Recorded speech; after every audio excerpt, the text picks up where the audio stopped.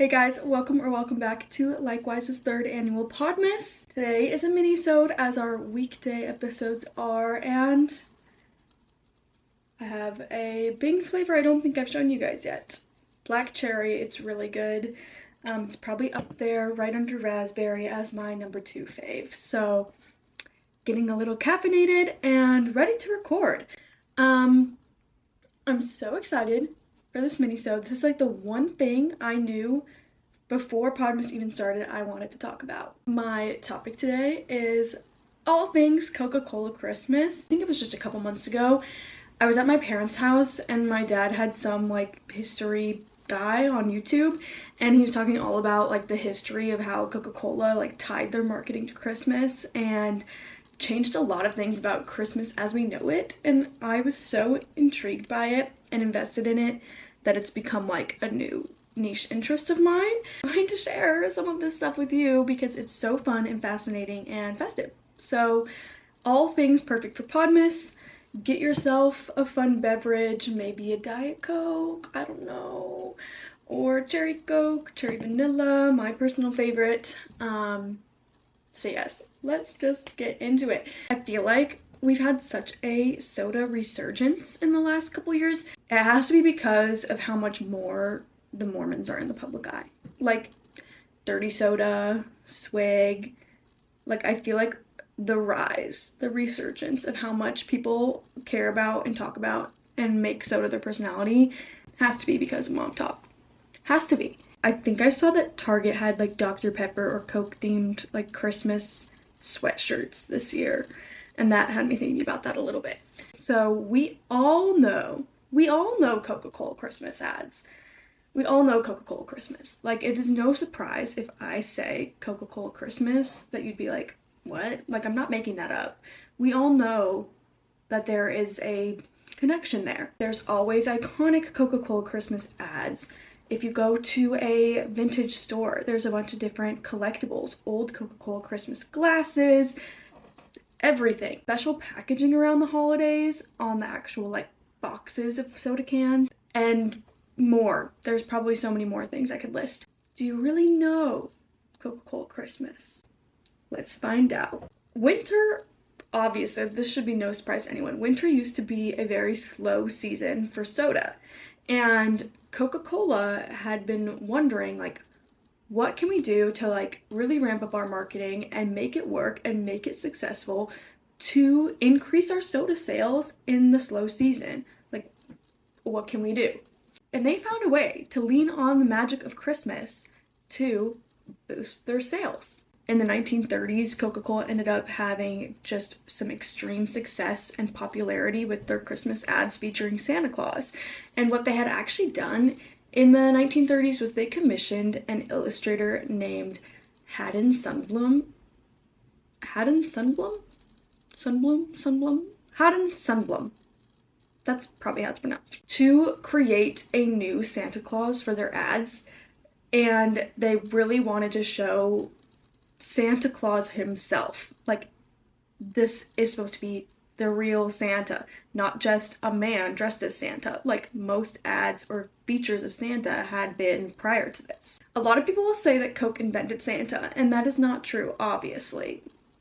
Important note, Santa already existed.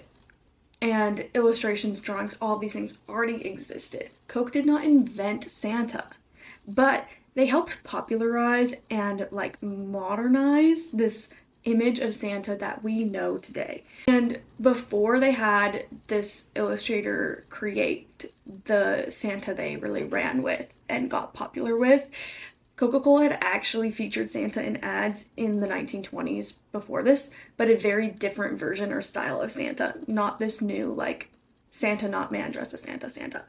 Santa, how many? Don't do this. Don't take a drink every time I say Santa. Anyways, in my head, from what I've read, I feel like the transition from old Santa to new Santa really happened in 1930. There was an artist named Fred Misen who painted a department store Santa in a crowd drinking a bottle of Coke. Okay, I'm reading all of this part directly off of what Coke has on their website. The ad featured the world's largest soda fountain, which was located in the department store Famous Bar Co. in St. Louis, Missouri. His painting was used in print ads that Christmas season, appearing in the Saturday Evening Post in December 1930, and it was very successful, very well known. And so in my head, that's when they were like, we gotta get on this Santa thing. We can really do something with Santa. And Sundblom, the illustrator who made the famous Coke Santa, was inspired by the most like famous Christmas poem when developing his illustration of Santa. The poem is a visit from St. Nicholas, but most people would know it as "'Twas the Night Before Christmas." Yeah, that one. The literal "'Twas the night before Christmas, and all through the house not a creature was stirring, not even a mouse." That whole thing is that. And that was that. He was inspired by that. And so he took details from that when he made this new Santa. That's where we get this like warm, happy, plump Santa in a red suit with white trim. Something else I thought was a really fun fact is that he actually used his friend Lou Prentice as a model when making the painting. So he modeled it off of a real person, which is kind of fun. So obviously Coke's ads start rolling out with this new Santa, and they carry this on for many years because it's doing so well. Santa himself, not man dressed as Santa, enjoying a bottle of Coca-Cola. And this just really created such a big subconscious association for the consumer between Coca-Cola and Christmas. And people ate it up. People loved Coke Santa. On the Coke website, they were saying that people paid such close attention to their Santas that over the years, if any small detail about the Santa changed in the artwork, people wrote in letters about it. People called out like Santa's belt buckle being backwards one year, which actually happened because after Lou Prentice died, the artist's friend who he was like live painting off of, he started modeling himself and looking in a mirror and painting. So that's why the belt buckle would have been backwards. Hopefully that's like actually true. People mentioned that. People sent in a bunch of letters when one year Santa didn't have a wedding ring on, and they were asking Coca-Cola to like, please explain what, like, why? Like, what happened to Mrs. Claus? With the success of that also brought more characters than just Coke Santa. So in 1942, Coke introduced Sprite Boy. The name comes from the Sprite Boy being an elf Sprite, you know.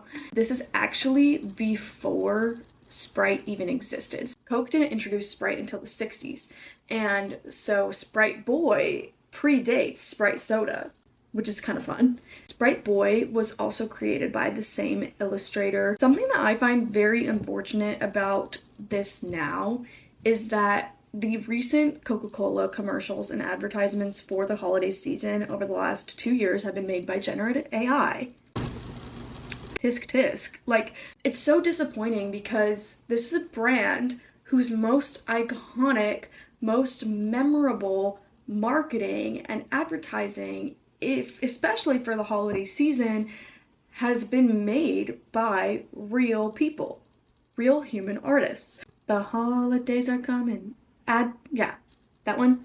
It said that they involved around 100 people to make this generative AI commercial, including 5 AI specialists who generated and refined over 70,000 clips.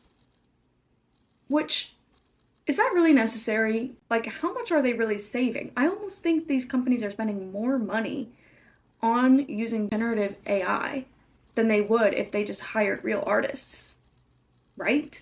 I would much rather see them tap into artists in the way that they used to, or even rerun and bring back some old nostalgic ads from the past that people remember. The holidays are coming ad has actually been like the ongoing narrative and message for Coca-Cola's holiday commercial since it debuted in 1995.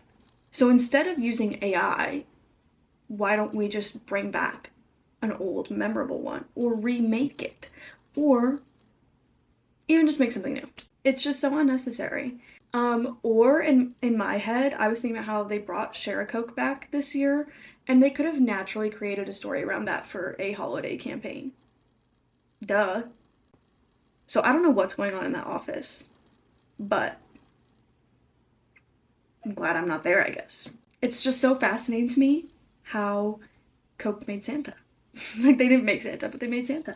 And even think about how, like, Coca-Cola Red, the color, is like the Christmas color. Solidified red as the #1 Christmas color.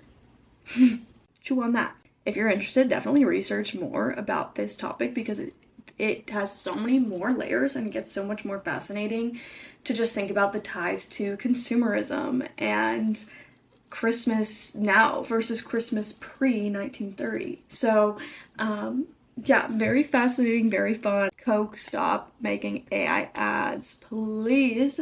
We are begging you. If you want more of us, our Instagram is @likewise_pod and our TikTok is @likewise.pod. Yay! Oh my gosh, thank you so much for listening and or watching. I hope you have a very holly jolly rest of your day. Bye!